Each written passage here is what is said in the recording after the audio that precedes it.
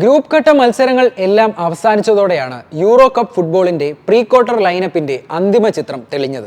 Football തമ്പുരാന്മാരായ European ടീമുകളുടെ pre quarter മത്സരങ്ങൾ June 29 മുതൽ ജൂലൈ 3 വരെ നീളും.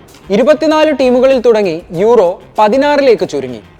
6 ഗ്രൂപ്പ് ചാമ്പ്യന്മാരും 6 ഗ്രൂപ്പ് റണ്ണേഴ്സ് അപ്പും 4 മികച്ച മൂന്നാം സ്ഥാനക്കാരുമാണ് പ്രീ ക്വാർട്ടറിലെത്തിയത്. ഗ്രൂപ്പ് ഘട്ടത്തിൽ വമ്പന്മാരായ ക്രൊയേഷ്യ പുറത്തായതും റൊമേനിയ, ഓസ്ട്രിയ ടീമുകൾ ഗ്രൂപ്പ് ചാമ്പ്യന്മാരായി എത്തുന്നതുമാണ് ഈ യൂറോയുടെ അപ്രതീക്ഷിത ട്വിസ്റ്റ്. ശനിയാഴ്ച ഇന്ത്യൻ സമയം രാത്രി 9:30 പ്രീ ക്വാർട്ടറിൽ പന്തുരുട്ടി തുടങ്ങും.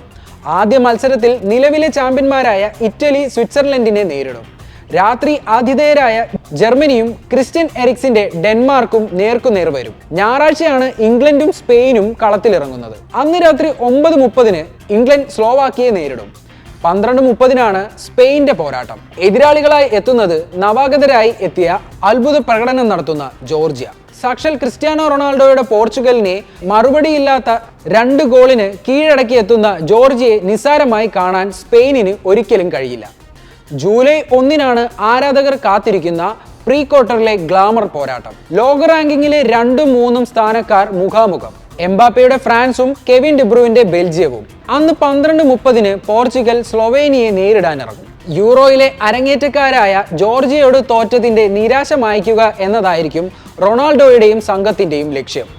എതിരാളികളായി എത്തുന്നത് സ്ലൊവേനിയയാണ്. ജൂലൈ 2 നെതർലാൻഡ് ഇറങ്ങും. ഗ്രൂപ്പ് ഇയിലെ 1ാം സ്ഥാനക്കാരായ റൊമേനിയയാണ് ഡച്ച് പടയുടെ എതിരാളികൾ. 12:30 നടക്കുന്ന ഓസ്ട്രിയ തുർക്കി പോരാട്ടത്തോടെ പ്രീ ക്വാർട്ടറിന് തിരശീല വീഴും. ഇനി സമനിലകളില്ല, എക്സ്ട്രാ ടൈം ഉണ്ടാകും, ഒടുവിൽ ഷൂട്ടൌട്ടും.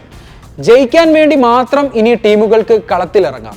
ഇനി അങ്ങോട്ട് സമ്മർദ്ദങ്ങളിലെ ഫുട്ബോൾ സൗന്ദര്യം ആസ്വദിക്കാം.